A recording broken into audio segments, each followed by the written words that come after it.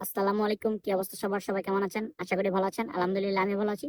বরাবরের মতো ক্রোয়েশিয়ার অত্যন্ত একটা গুরুত্বপূর্ণ ভিডিও নিয়ে আপনাদের সঙ্গে হাজির হয়েছি। তার কারণ এই ভিডিওতে আমি তুলে ধরবো বাংলাদেশে বর্তমানে ক্রোয়েশিয়া নিয়ে হিউজ পরিমাণে একটা প্রতারণা চলতেছে।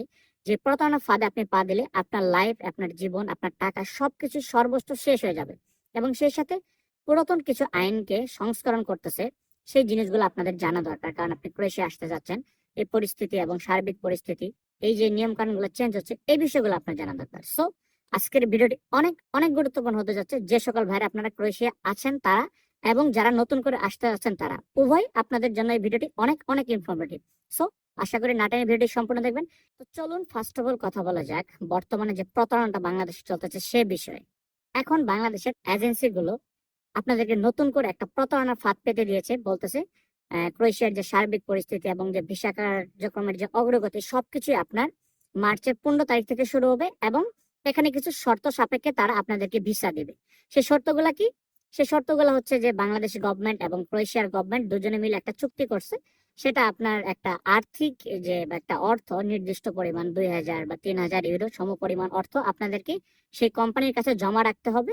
তারপরে কোম্পানি আপনাদেরকে ওয়ার্ক পারমিট দিবে এবং ভিসা দেবে। এবং আপনি যদি ক্রোয়েশিয়া আসার পরে আপনি যদি চলে যান তো তাহলে আপনার এই 2000 ইউরো বা 3000 ইউরো এটা কোম্পানি কেটে রাখবে। এবং যে এজেন্সি আপনাকে মানে পাঠাচ্ছে সেই এজেন্সির উপর ক্রোয়েশিয়ার গভর্নমেন্ট একটা কেস করবে।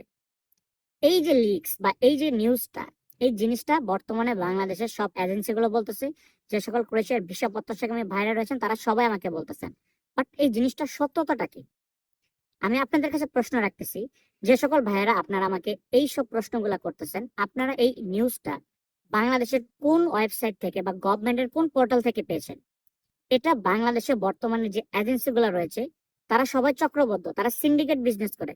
তারা সবাই আপনাকে এই একটা ভুলভাল বোঝাচ্ছে, এখানে আপনার ডাবল ইনকাম হবে তাদের।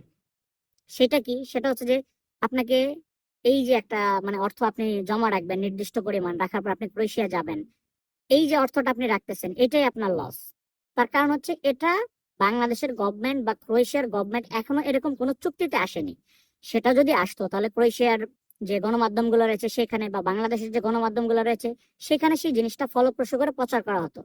হ্যাঁ ঠিক আছে, আপনার মার্চ থেকে ক্রোয়েশিয়ার যে কার্যক্রমগুলো সেগুলা খুলে দেওয়ার কথা ইনশাল্লাহ। আমি যতটুকু লিক্স পাচ্ছি আপনাদেরকে কিছু শর্ত সাপেক্ষে এই জিনিসটা আবার মানে খুলে দিবে। বাট সেই শর্তটা কি হতে যাচ্ছে সেটা এখন পর্যন্ত না বাংলাদেশের পক্ষ থেকে না ক্রোয়েশিয়ার পক্ষ থেকে কোনো পক্ষ থেকে এই জিনিসটাকে আপনার ক্লিয়ার করা হয়নি। তবে এরকম একটা মানে আমরা আশা রাখতেছি যে কিছু নিয়ম বা কিছু কঠিন হোক বা যেটাই হোক না কেন কোনো একটা ওয়ে তারা বের করে এই জিনিসটাকে খুলে দেবে।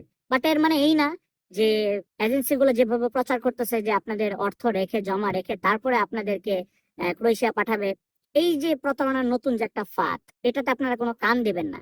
এই সকল কথা যে সকল এজেন্সি গুলো বলে আপনি ভাই এখনই তার থেকে দূরে চলে যান। তার কারণ হচ্ছে সে শুরু থেকে আপনার সাথে প্রতারণা করার চেষ্টা করতেছে। তারা এই প্রপোজালটা কেন রাখছে দেখেন, তারা কতটা সেন্সিটিভ। আমি প্রমাণ সহ আপনাদেরকে বুঝিয়ে দিব যে এই যে অর্থটা জমা রাখতে হবে সেই জিনিসটা তারা কেন বর্তমানে ফলপ্রসূ করে প্রচার করতেছে সে বিষয়েও কথা বলবো। তো আমি আশা করি আপনারা এই জিনিসটা ক্লিয়ার। তার কারণ ক্রোয়েশিয়ার গভর্নমেন্ট বা বাংলাদেশের গভর্নমেন্ট কোনোখান থেকে এরকম কোনো নিউজ পাওয়া যায়নি যে এইভাবে অর্থ রেখে তারপর আপনারা ক্রোয়েশিয়া আসবেন তা আপনাদেরকে ক্রোয়েশিয়ার ভিসা খুলে দিবে একটা যে রিমার্স। এগুলো শুধুই রিমার্স, শুধুই রিমার্স। আশা করি জিনিসটা ক্লিয়ার।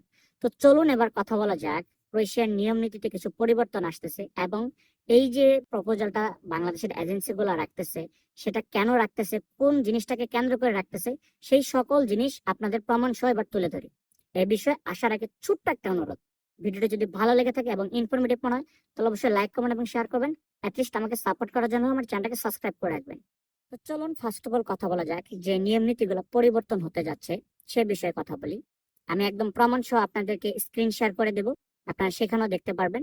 ফার্স্ট অফ অল তারা তাদের যে পুরোনো একটা আইন ছিল 2021 সালে অভিবাসন প্রত্যাশী, সেই আইনটাকে আবার পুনরায় আপনার পরিবর্তন করতেছে কিছু কিছু অনুচ্ছেদ। তার মধ্যে কিছু কিছু জিনিস উল্লেখযোগ্য রয়েছে।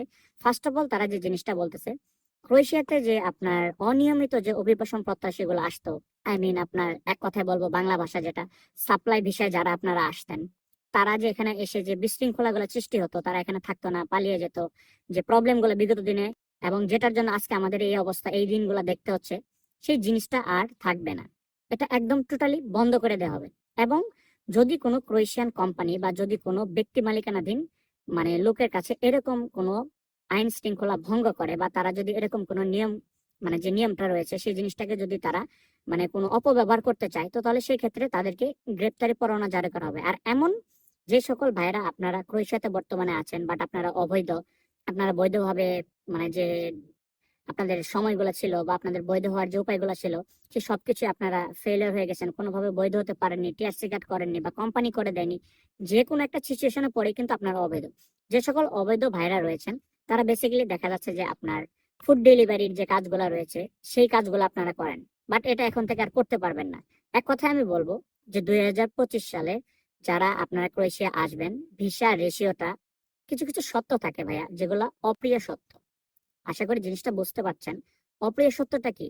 যে জিনিসটা আমার প্রিয় না তারপরেও সেটা সত্য, মানতে হবে। সেই জিনিসটা কি? সেই জিনিসটা হচ্ছে দেখেন 2025 সালে বিগত দিনে ক্রোয়েশিয়ার ভিসা রেশিওটা যেরকম ছিল, আপনারা যদি ভেবে থাকেন যে এখনো এরকমই থাকবে তাহলে জিনিসটা ভুল, এরকমটা থাকবে না। তবে এতটুকু আমি শেয়ার করতে পারতেছি যে যদি আপনারা প্রপার কোনো পারমিট পান, আই মিন যদি ওয়ার্ক পারমিট পান, তাহলে এতটুকু মনে রাখতে পারেন যে একটা ওয়ার্ক পারমিট মানে একটা ভিসা। সেই ক্ষেত্রে কিছু কিছু জিনিস এম্বাসির নিজের উপর ছেড়ে দেওয়া হয়েছে। সেই জিনিসগুলো হচ্ছে যে দেখেন, এম্বাসি ভালোভাবে ইনভেস্টিগেশন করবে যে যদি এরকমটা মনে হচ্ছে, আমি এই কোম্পানির মালিক, আমি তো চাইবো যে আমি 2টা পারমিট বা 3টা পারমিট সবকিছু দেখিয়ে বেশি বের করে আমি পারমিট বিজনেস করি। তার কারণ ক্রোয়েশিয়ার প্রত্যেকটা জায়গায় জায়গায় এই জিনিসটা ছড়িয়ে গেছে যে পারমিট দিলে বাংলাদেশি ভাইরা হিউজ পরিমাণ একটা টাকা দেয়, মানে পারমিট সেল করা যায়। তো আমি তো চেষ্টা করবোই যে আমি 2টার জায়গায় 5টা পারমিট বের করি। কোম্পানি কিন্তু অথেন্টিক, এভরিথিং সবকিছু কিন্তু ঠিক রয়েছে, আমি মালিক, আমার সবকিছু ঠিক রয়েছে। আমি 5টা পারমিটের জন্য আবেদন করলাম, সেখান থেকে দেখা যাচ্ছে যে আমার 5টা পারমিট যদিও দিয়ে দেয়, লাস্ট ইনভেস্টিগেশন, আমি ওই যে একটা কথা বলি, ক্রোয়েশিয়ার সব জায়গায় করাপশন, সব জায়গায় করাপশনে ভরপুর। এত কিছু আইন, এত কিছু পরেও দেখা যাচ্ছে যে ফুক ফাকরে 2-1টা এরকম পারমিট বের হয়ে আসবে যে মালিকগুলা হয়তো বা ক্রোয়েশিয়ার থানার সঙ্গে কন্ট্যাক্ট করে হোক বা যে কোনো ভাবে ফরেন মিনিস্ট্রিতে কন্ট্যাক্ট করে হোক, তারা কিন্তু এগুলো বের করবে। দেখা যাচ্ছে আপনার এভরিথিং কোম্পানি ঠিক আছে, সবকিছু ঠিক আছে, বাট 5জন মানুষ একই কোম্পানির আপনারা পারমিট নিয়ে আপনার এম্বাসিতে জমা করলেন, দেখা যাচ্ছে সেখান থেকে 2জনের ভিসা হবে, 3জনের ভিসা হবে না। তার কারণ হচ্ছে মেইন জায়গা থেকে তাদেরকে অনুমতি দিয়ে দেওয়া হয়েছে যে তারা ইনভেস্টিগেশন করে যদি মনে হয় যে আপনি মানে আপনার মাঝে পালানোর একটা প্রবণতা রয়েছে বা আপনি পালিয়ে যেতে পারেন, এরকমটা যদি আপনার মনে হয় তাদের, তো তারা তৎক্ষণাৎ সবকিছু ঠিক থাকা সত্ত্বেও আপনার যে ওয়ার্ক পারমিটটা সেটা ক্যান্সেল করে দিতে পারবে এবং আপনার ভিসা রিফিউজ করে দিতে পারবে। ওভারঅল আমি বলবো যে ওয়েট করা ছাড়া এখন আর আপনার কোনোই পথ খোলা নেই। আপনি একটু ওয়েট করেন, ইনশাল্লাহ এই প্রবলেমটা দ্রুতই সলভ হয়ে যাবে। তার কারণ এখন একটা ট্র্যাকে আসতেছে। আবার দেখা যাচ্ছে অনেকে কিন্তু এই যে প্রতারণার যে ফাঁদটা সেই অনুসারে অনেকে ফেক পারমিট ধরিয়ে দিচ্ছে, বলতেছে আপনার পারমিট বের হয়ে গেছে। বিভিন্ন ধরনের যে প্রতারণামূলক কাজগুলো বাংলাদেশে হচ্ছে সেগুলাই কিন্তু আমি তুলে ধরার চেষ্টা করতেছি। সো ভিউয়ার্স, আজকের ভিডিওটি এখানেই শেষ করতেছি। তার আগে ছোট্ট একটা অনুরোধ, আমার এই ভিডিওটাকে শেয়ার করে সবাইকে সচেতন করে দেওয়ার চেষ্টা করবেন।